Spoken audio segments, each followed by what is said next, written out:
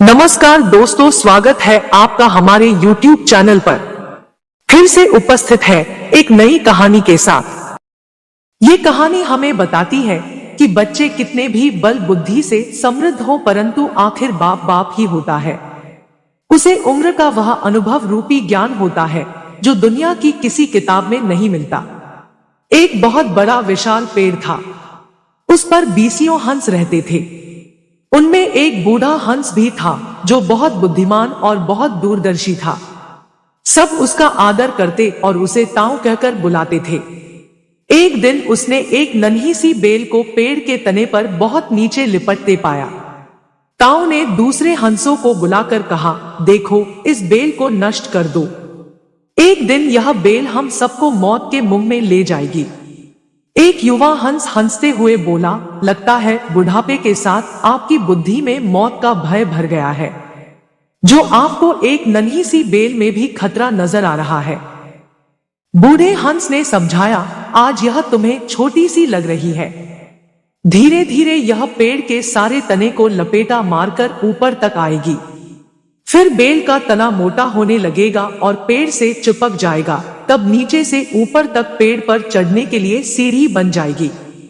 कोई भी शिकारी सीढ़ी के सहारे चढ़कर हम तक पहुंच जाएगा और हम मारे जाएंगे। परंतु किसी हंस को यकीन नहीं आया, एक छोटी सी बेल कैसे सीढ़ी बनेगी। तीसरा हंस बोला, ताऊ, तू तो एक छोटी सी बेल को खींचकर ज्यादा ही लंबा कर रहा है। एक हंस बड़बड़ाया, यह ताऊ अपनी अक्ल का रौब डालने के लिए अंतशंत कहानी बना रहा है। इस प्रकार किसी भी हंस ने ताऊ की बात को गंभीरता से नहीं लिया। इतनी दूर तक देख पाने की उनमें अक्ल कहां थी। समय बीतता रहा। बेल लिपटते लिपटते ऊपर शाखाओं तक पहुंच गई। बेल का तना मोटा होना शुरू हुआ और सचमुच ही पेड़ के तने पर सीढ़ी बन गई, जिस पर आसानी से चढ़ा जा सकता था। सबको ताऊ की बात की सच्चाई सामने नजर आने लगी, पर अब कुछ नहीं किया जा सकता था, क्योंकि बेल इतनी मजबूत हो गई थी कि उसे नष्ट करना हंसों के बस की बात नहीं थी। एक दिन जब सब हंस दाना चुगने बाहर गए हुए थे, तब एक बहेलिया उधर आ निकला।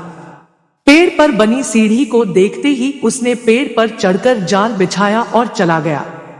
सांझ को सारे हंस लौट आए और जब पेड़ से उतरे तो बहेलिये के जाल में बुरी तरह फंस गए। जब वे जाल में फंस गए और फड़फड़ाने लगे, तब उन्हें ताऊ की बुद्धिमानी और दूरदर्शिता का पता लगा। सब ताऊ की बात न मानने के लिए लज्जित थे और अपने आप को कोस रहे थे।